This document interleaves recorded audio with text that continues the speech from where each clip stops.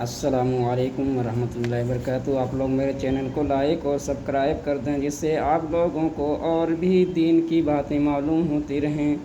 چلیں شروع کرتے ہیں۔ الصلاۃ والسلام علیک یا رسول اللہ، الصلاۃ والسلام علیک یا نبی اللہ، الصلاۃ والسلام علیک یا نور من نور اللہ، وعلی آلک وصحابک یا شفیعنا یوم الجزاء، صلی اللہ تعالیٰ علیہ وسلم۔ طہارت کا بیان۔ کیا جس گھر میں بچہ پیدا ہو جائے وہ گھر ناپاک ہو جاتا ہے؟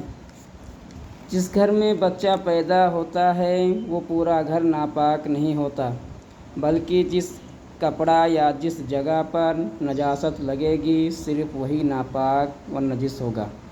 لیکن بعض لوگ، خاص طور سے عورتوں میں یہ بات مشہور ہے کہ جس گھر میں بچے کی پیدائش ہو پورا گھر ناپاک ہو جاتا ہے، اس لیے اب اس گھر کی لپائی پتائی اور دھلائی ضروری ہے۔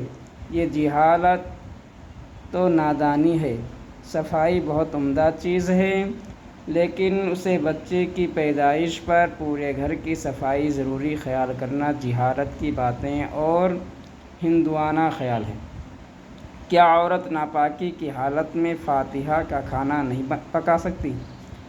کچھ عورتیں یہ خیال کرتی ہیں کہ عورت ناپاکی کی حالت میں فاتحہ کا کھانا نہیں پکا سکتی۔ ان کی یہ کم علمی ہے۔ صحیح مسئلہ یہ ہے کہ حیض و نفاس کی حالت میں بھی عورت نیاز فاتحہ کا کھانا پکا سکتی ہے، شرعاً کوئی حرج نہیں۔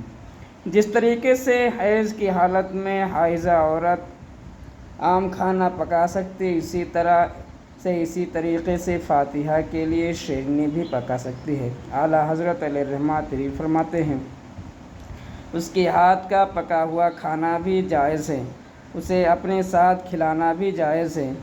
ان باتوں سے اعتراض یہود و مجوس کا مسئلہ ہے۔ فتاوی رضویہ جلد 2 صفحہ نمبر 36۔ اس سے معلوم ہوا کہ حائضہ عورت نیاز فاتحہ کے لیے کھانا بنا سکتی ہے۔ کیا جب تک چلہ نہ ہو عورت پاک نہیں سکتی؟ اکثر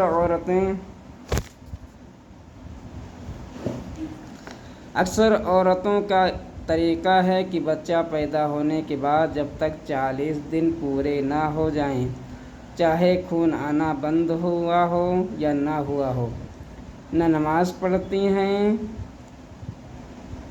نہ روزہ رکھتی ہیں، گویا کہ اپنے آپ کو ناپاک سمجھتی ہیں کہ ابھی میں پاک نہیں ہوئی ہوں، جب 40 دن پورے ہو جائیں گے تو پاک ہو جاؤں گی۔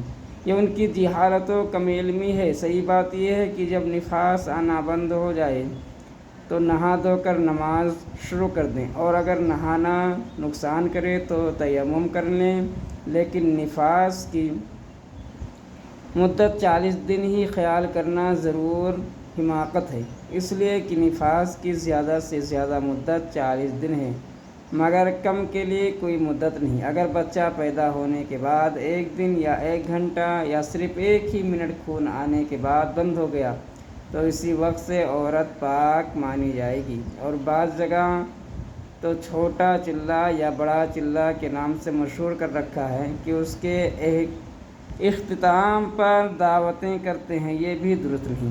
اعلیٰ حضرت علیہ الرحمہ تشریف فرماتے ہیں، یہ جو عوام جاہلوں عورتوں میں مشہور ہے کہ جب تک چلہ نہ ہو جائے جچہ پاک نہیں ہوتی، محض غلط ہے۔ خون بند ہونے کے بعد ناحق ناپاک رہ کر نماز روزے چھوڑ کر سخت کبیرہ گناہ میں گرفتار ہوتی ہیں۔ مردوں پر فرض ہے کہ انہیں اس سے باز رکھیں۔ نفاس کی زیادہ حد کے لیے 40 دن رکھے گئے ہیں، نہ یہ کہ 40 دن سے کم کا ہوتا ہی نہ ہو، اس سے کم کے لیے کوئی حد نہیں۔ اگر بچہ جننے کے بعد صرف 1 منٹ خون آیا اور بند ہو گیا، عورت اسی وقت پاک ہو گئی، نہائے اور نماز پڑھے اور روزے رکھے۔ اگر 40 دن کے اندر اسے خون خود نہ گرے گا تو نماز روزے سب صحیح رہیں گے۔ چوڑیاں، چارپائی، مکان سب پاک ہے، فقط وہی چیز ناپاک ہوگی جسے خون لگ جائے گا، بغیر اس کی ان چیزوں کو ناپاک سمجھ لینا ہندوؤں کا مسئلہ ہے۔ فتاوی رضویہ جلد 2 صفحہ نمبر 37۔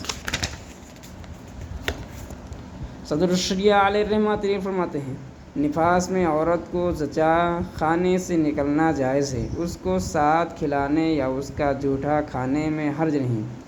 ہندوستان میں جو بعض جگہ ان کے برتن تک الگ کر دیتی ہیں، بلکہ ان برتنوں کو مثل نجس کے جانتی ہیں، یہ ہندوؤں کی رسمیں ہیں۔ ایسی بیہودہ رسموں سے احتیاط لازم۔ اگر عورتوں میں یہ رواج ہے کہ جب تک چلہ پورا نہ ہو لیں، اگرچہ نفاس ختم ہو لیا ہو، نہ نماز پڑھیں، نہ اپنے کو قابل نماز کی جانیں، یہ محض جہالت ہے۔ جس وقت نفاس ختم ہو اسی وقت سے نہا کر نماز شروع کر دیں۔ اگر نہانے سے بیماری کا پورا اندیشہ ہو تو تیمم کر لیں۔ بحر شریعت جلد 2 حصہ 2 صفحہ نمبر 92۔ کیا دودھ پیتے بچوں کا پیشاب پاک ہے؟ کچھ لوگ سمجھتے ہیں کہ دودھ پیتے بچوں کا پیشاب پاک ہے، حالانکہ ایسا نہیں، بلکہ انسان کا پیشاب مطلقاً ناپاک و نجس غلیظ ہے۔ اعلیٰ حضرت علیہ الرحمہ تحریر فرماتے ہیں، آدمی کا بچہ اگرچہ 1 دن کا ہو، اس کا پیشاب ناپاک ہے، اگرچہ لڑکا ہو۔ فتاوی رضویہ جلد 3 صفحہ نمبر 128۔ صدر الشریعہ مفتی محمد امجد علی اعظمی علیہ الرحمہ تحریر فرماتے ہیں، دودھ پیتے لڑکے اور لڑکی کا پیشاب نجاست غلیظہ ہے۔